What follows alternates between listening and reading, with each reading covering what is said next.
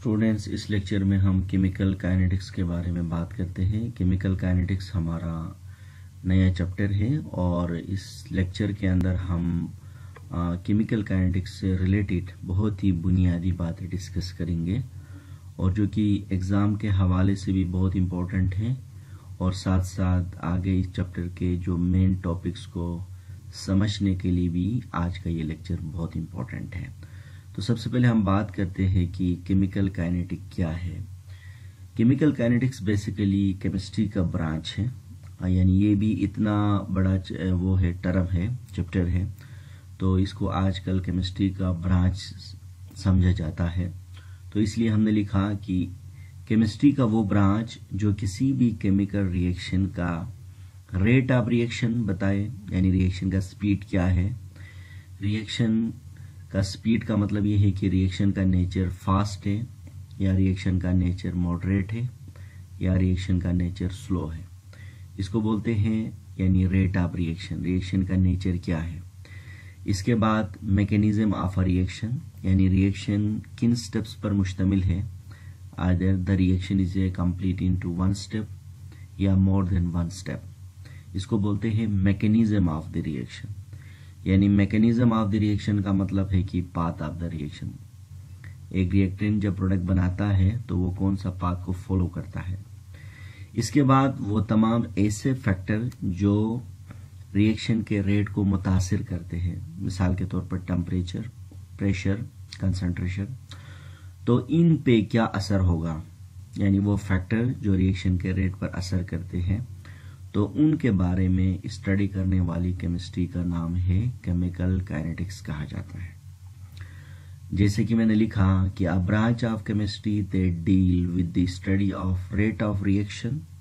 पहला point, mechanism of reaction, यानी reaction का path, and factor which affect the on rate of the reaction, यानी वो factor जो रिएक्शन के रेट को मुतासिर करते हैं, या तो स्लो करते हैं या तो फास्ट करते हैं। Rate of the reaction is called chemical kinetics. तो ये हो गया केमिकल काइनेटिक्स का डेफिनेशन। अब हम बात करते हैं कि रेट ऑफ रिएक्शन क्या है। ये भी एक बहुत ही इंपॉर्टेंट टर्म है जो एग्जाम में पूछ सकते हैं। इस हवाले से इसको हम कई तरीकों से डिफाइन कर सकते हैं। पहला तरीका ये है कि पर यूनिट टाइम में रिएक्टेंट की कंसंट्रेशन का डिक्रीज होना, यानी किसी भी केमिकल रिएक्शन के अंदर, जैसे कि आप यहाँ गौर करें, ये एक रिएक्टेंट है जिसका नाम है ए और ये प्रोडक्ट है जिसका नाम है बी। यानी पर यूनिट टाइम का मतलब है कि पर सेकेंड में रिएक्टेंट की कंसंट्रेशन में कितनी कमी वाक़ा होगी, तो that is known as the rate of reaction. इसका एक डिफिनेशन इस तरह बन सकता है, जैसे कि मैंने लिखा, decrease in concentration of reactant in per unit time is called rate of reaction. इसका एक और भी डिफिनेशन बन सकता है, वो इस तरह कि जाहिर सी बात है रिएक्टेंट डिक्रीज हुआ है तो डेफिनेटली प्रोडक्ट हमारे पास बना है।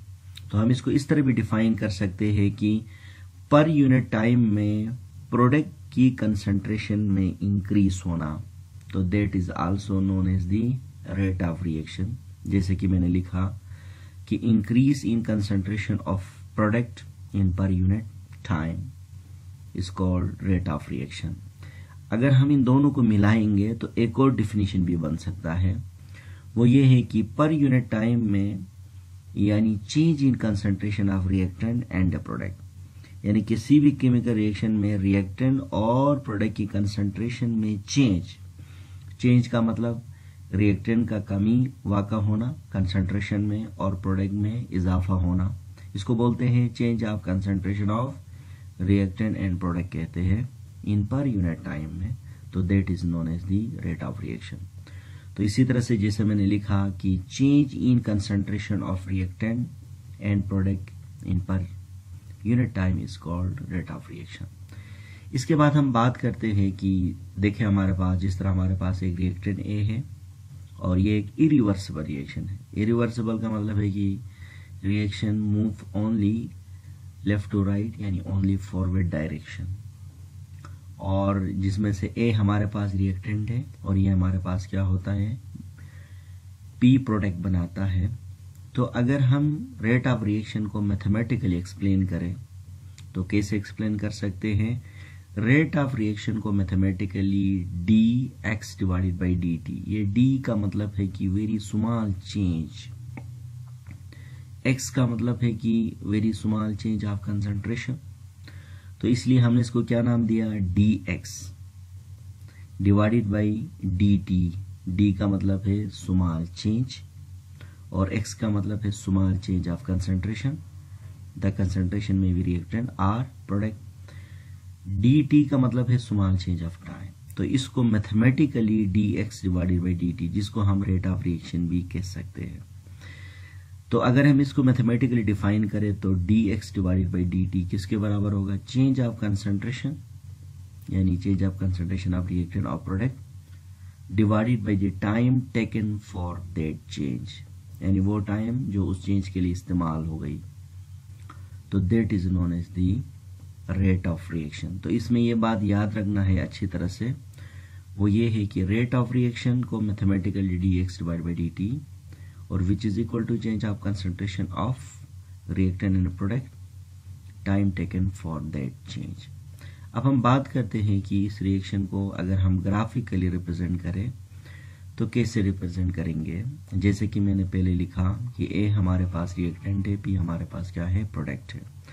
हम यहाँ पर एक काम कर लेते हैं कि ग्राफ को जिस तरह मैंने ड्रा किया, जैसे कि मैंने कंसंट्रेशन को y एक्सिस में लिखा और हमारे पास जो टाइम है इसको मैंने x एक्सिस में लिखा। ये हमारे पास है x एक्सिस है ग्राफ का, ये ग्राफ का x एक्सिस है और इसी तरह से ये ग्राफ का हमारे पास क्या है? y एक्सिस है।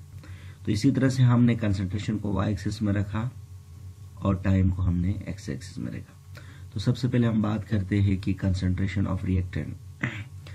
तो हमारे पास देखिए यहाँ जो कंसंट्रेशन ऑफ जो रिएक्टेंट, इसको हम थोड़ा सा करेक्ट करेंगे, इसको हम P बनाते हैं, ये प्रोडक्ट है हमारे पास, इस रिएक्शन के मुताबिक ये P है और ये हमारे पास क्या है? A है।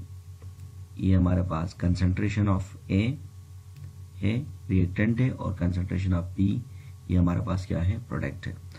अब हम बात करते हैं कि हमारे पास जो रिएक्टेंट है हमारे पास, लेट सपोज हमारे पास जब टाइम 0 है तो उसी वक्त क्या है? हमारे पास रिएक्टेंट हमारे पास क्या है?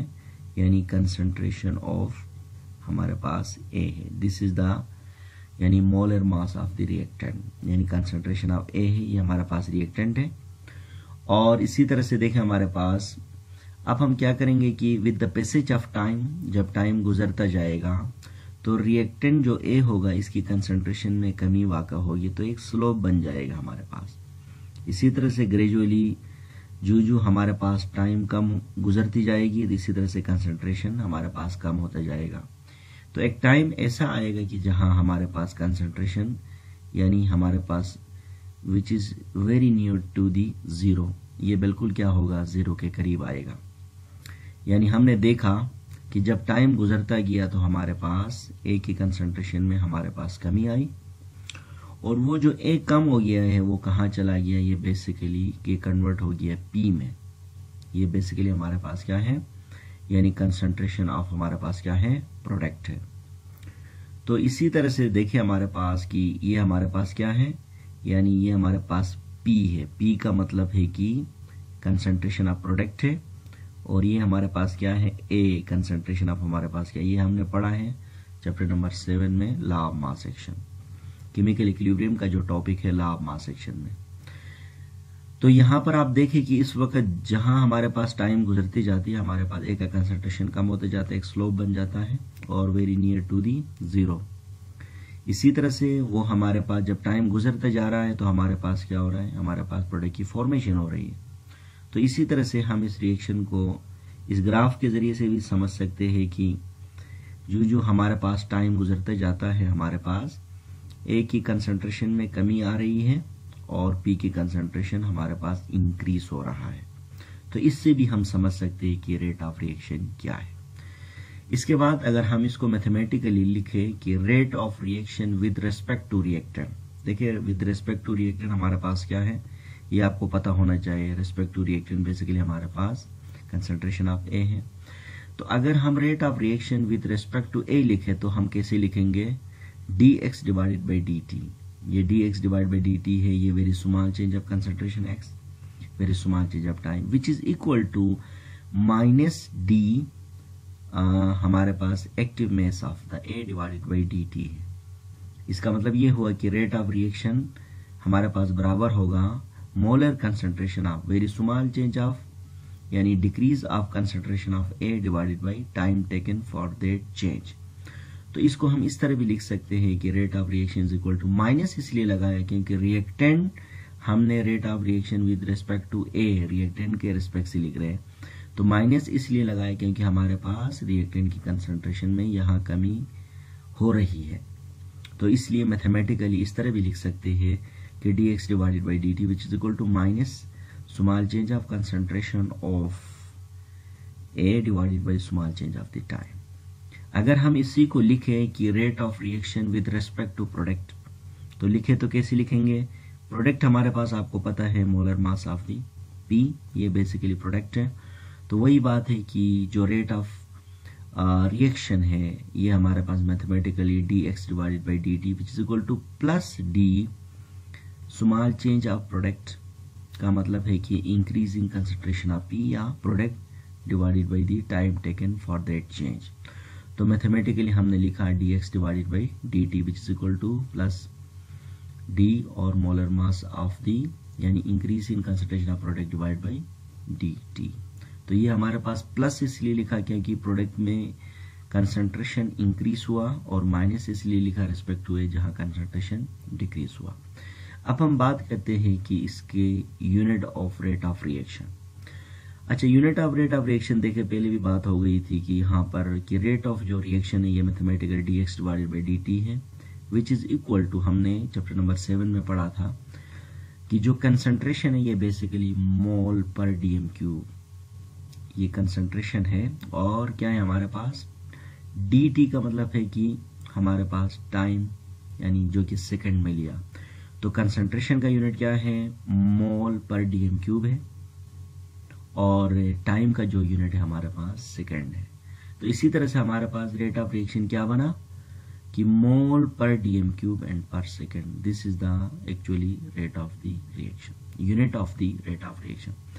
अब हम कुछ और बातें डिस्कस करते हैं कि types of rate of reaction. Rate of reaction के बहुत सारे टाइप्स है, लेकिन हम इसमें से दो मेन टाइप्स को डिस्कस करते हैं, जिसमें से पहला जो टाइप है average rate of the reaction है, और दूसरा जो टाइप है हमारे पास instantaneous rate of the reaction. अच्छा, एवरेज रेट ऑफ रिएक्शन क्या है, देखें कि यानी किसी भी दो पॉइंट्स में, किसी भी केमिकल रिएक्शन के दौरान दो पॉइंट्स के बीच में जितनी कंसंट्रेशन में तब्दीली आएगी और उस तब्दीली के लिए जितना टाइम लगेगा, तो उसको हम कहेंगे average rate of the reaction. जैसे कि देखें आप यहाँ पर, ये पॉइंट ए है, लेट सपोज एक पॉइंट है ये दूसरा पॉइंट है।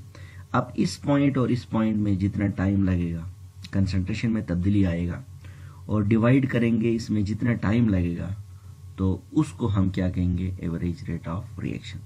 तो simply change of concentration in any two point and divided by the time taken for that change, जितना उन दो पॉइंट के बीच में, या 3 पॉइंट हो या 4 पॉइंट हो, इनके लिए जो टाइम लग जाएगा, that will be the known as the average rate of reaction.